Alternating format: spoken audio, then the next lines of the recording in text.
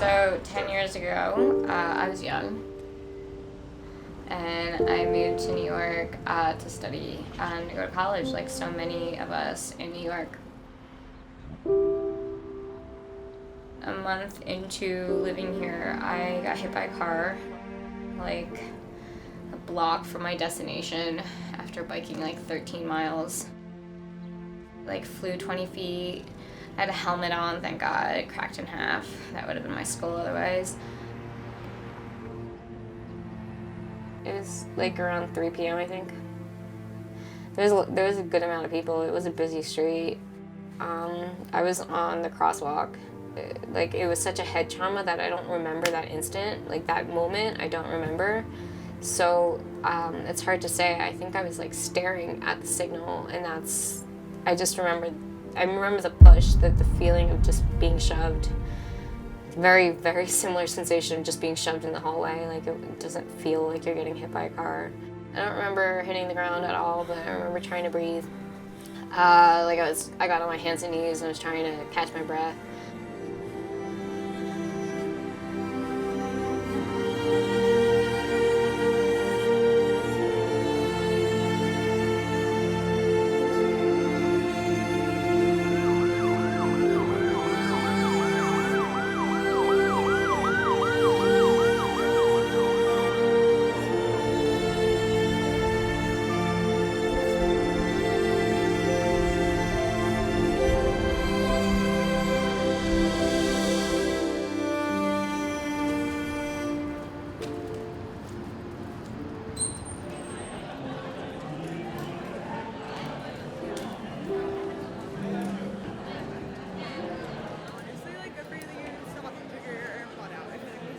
So Para-CliffHangers is this new adaptive community that we started in New York. And it's basically a community that's made up of people with disabilities climbing and able-bodied volunteers.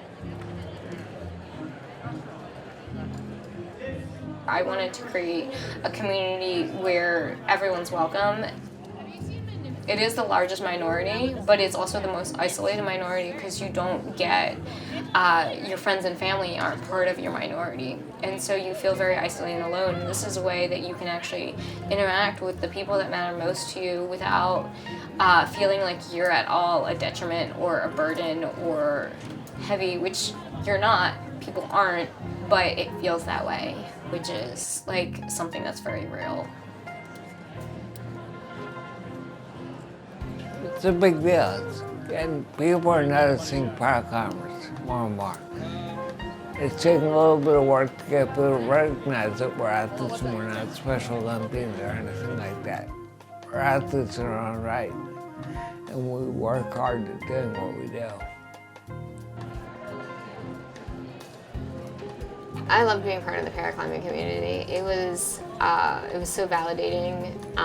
It was so freeing. And I was so much less self-conscious about being disabled.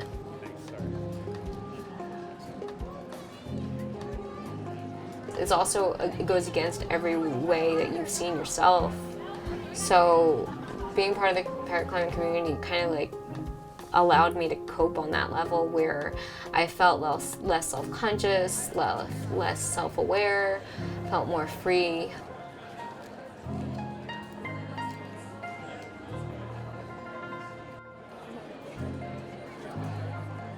There's a lot more paraclimbers like showing up to competitions, so that's fantastic.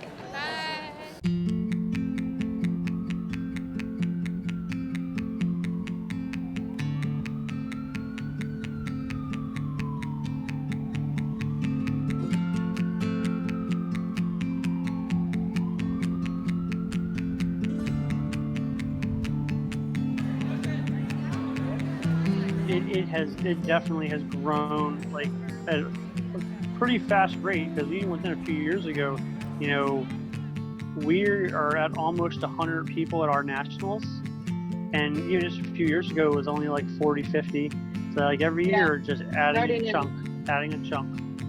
Starting in 2014, they had 20 competitors at nationals, and pretty much every year since then we've doubled. So it was like 20, and then 40, and then Well, and then I think it was 60 and then 80.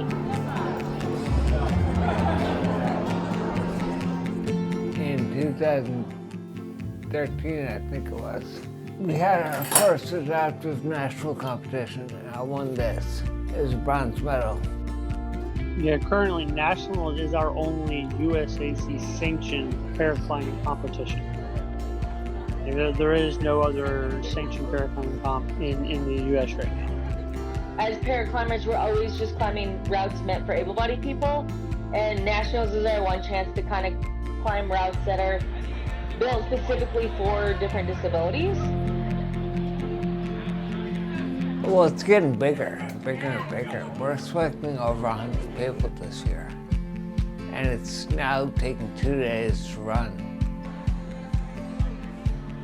It's getting bigger and there's so much more people. They've made so much progress when it came to developing the system and the guide, like the rule book, and I'm super excited for that.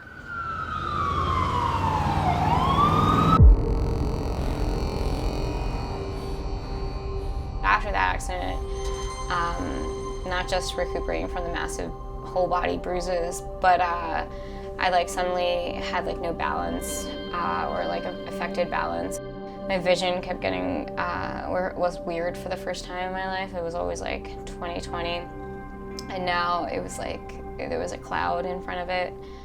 Eventually, I had numbness start in my fingers, and I remember playing with my fingers, going oh, I don't feel this. This is so weird. Then it just spread from my fingers, and then it went down my entire body.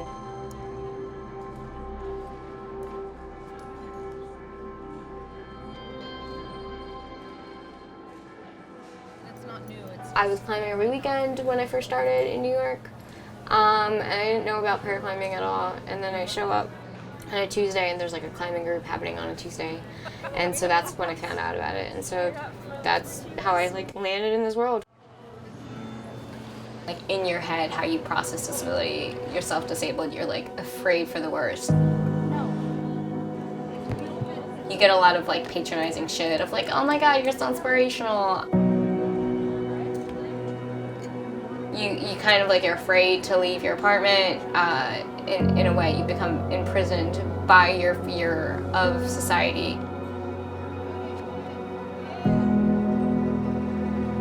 Climbing is this sport that has had this abundance of history when it comes to disability. The climbing community is nothing but welcoming.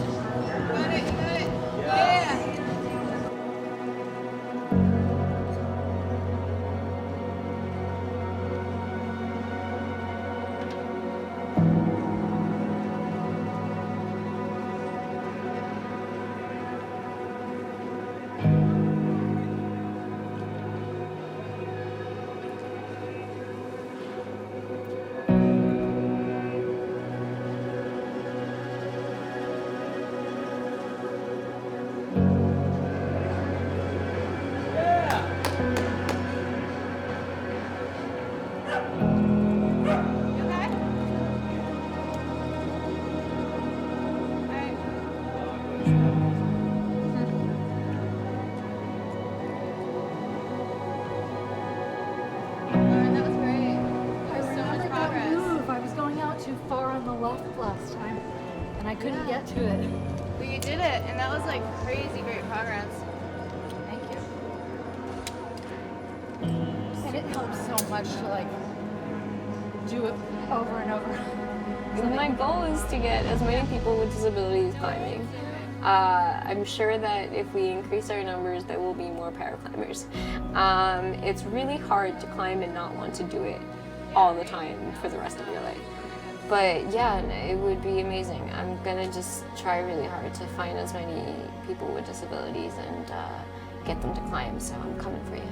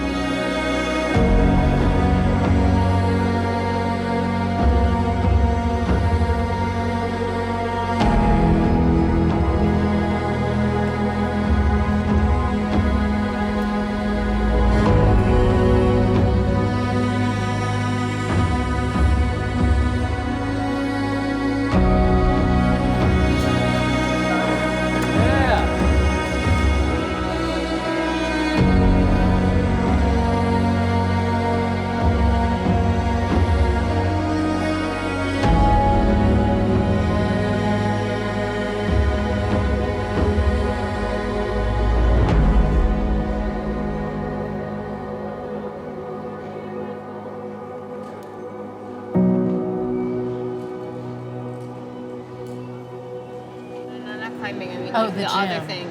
Whatever Oh, you right, did right. before your injury or whatever, you get depressed because of the comparison. Yeah. Like I used to be a competitive swimmer and swimming afterwards. Like it still like was freeing, but it was not emotionally freeing. Right. It was very physically freeing. Because it reminds you of Yeah.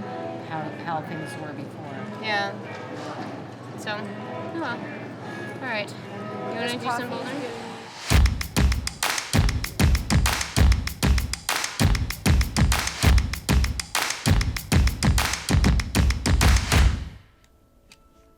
So, and Joe's new at trad leading, so we still want to keep it as safe as possible.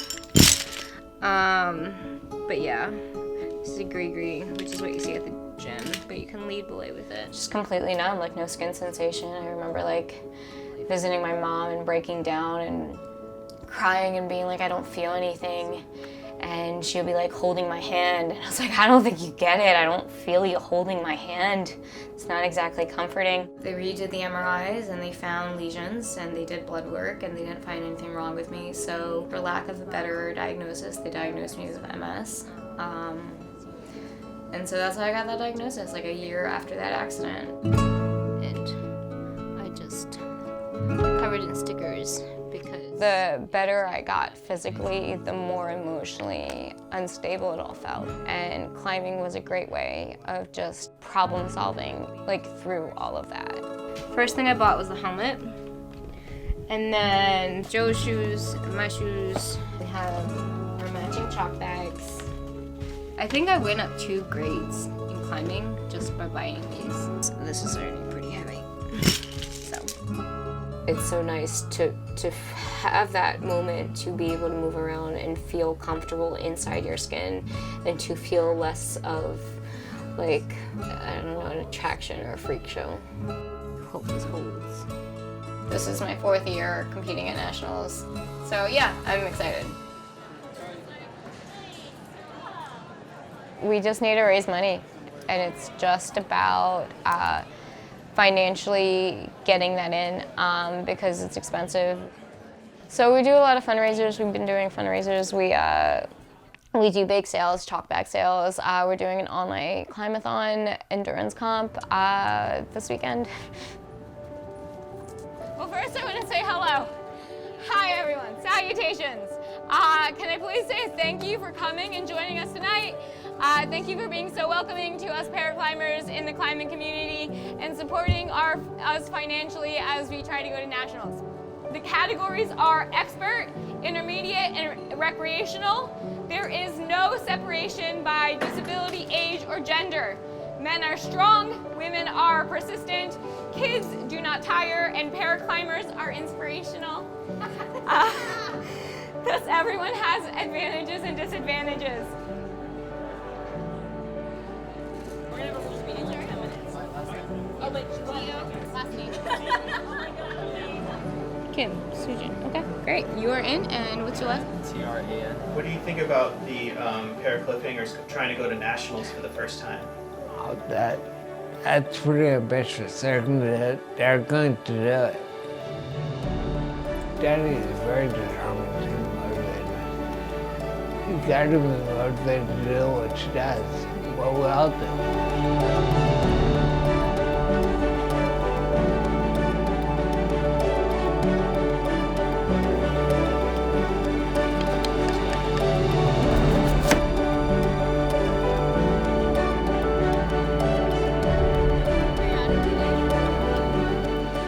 I don't know if we're gonna place. There's some really impressive. There's some really impressive people in our community. Honestly, I don't think we're gonna place. But I don't think that means that we're not gonna try our asses off.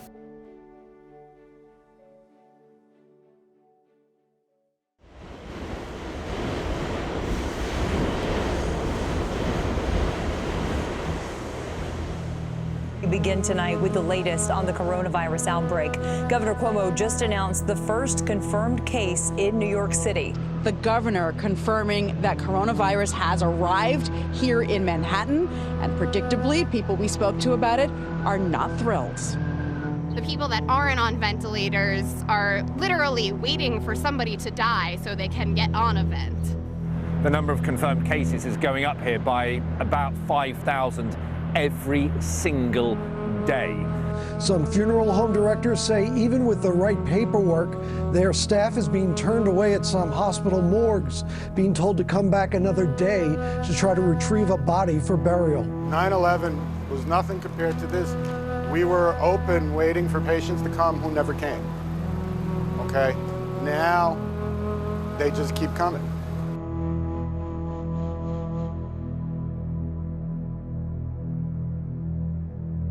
Nationals was canceled.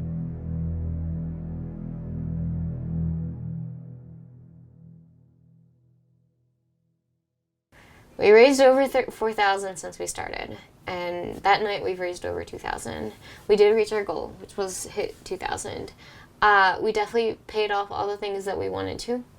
We paid off the Airbnbs, we paid off the guides, we paid off like car rental or groceries, we paid off everything that we were hoping to pay off. We put money aside for further climbing trips in the summer. We are in the position to sponsor athletes to do what they want to do, and now we have to cancel a lot of things. Yeah, it's depressing. It's definitely not my favorite thing to hear, but I definitely would prefer to hear that my community stays alive.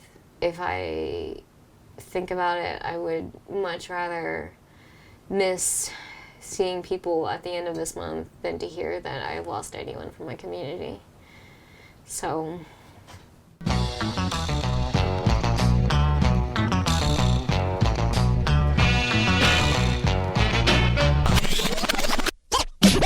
in New York, Governor Cuomo says the ongoing protests could cause a spike in coronavirus cases. The governor touting the huge gains that the state has made against the virus, with hospitalizations down to the lowest level since the pandemic started. Another 54 New Yorkers sadly have died, bringing the death toll to nearly 24,000. I felt horrible just sitting in my apartment. Physically, I just felt so bad, and emotionally, it was so triggering. I think definitely all of March, definitely all of April, like daily anxiety attacks, like depression, just like, I feel like I lost my mind. The nonprofit fundraising national side doesn't matter. Like, the only thing that we can't come back from is losing people in our community. Every Wednesday we actually get together and we chat, and it's like, it's just like a link. People join in like a Zoom. Yeah, it's fun.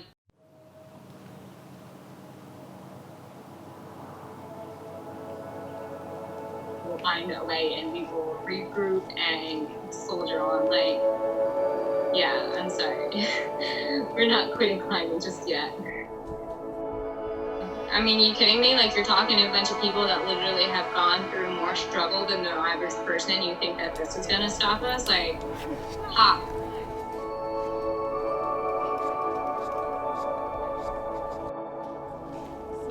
And then you took mine as well,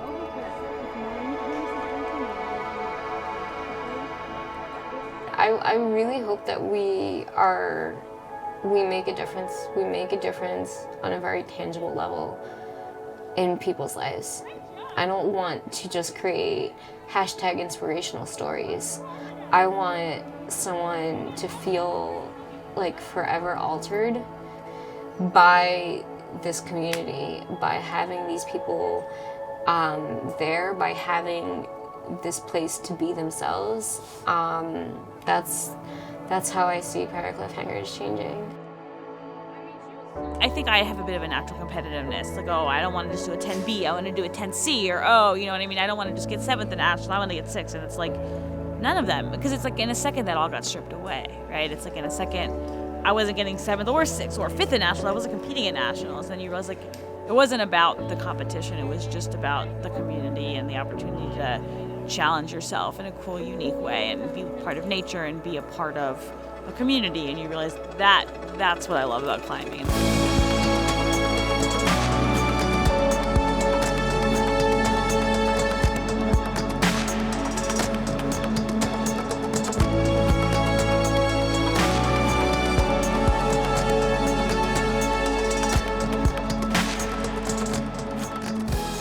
This is all I need to be happy. You know what I mean? It's like I don't need, you know, a fancy flight to San Diego, and I don't need, you know, to sit in a crowded bar. Like I just need my people and like a rock.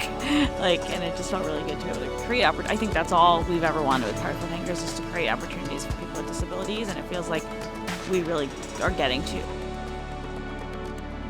There was so much anger at how unfair it all felt, and how frustrating and how traumatic. But climbing was like a way of me kind of having a way to take out that anger. And it awoken that anger, and it was a way to process it.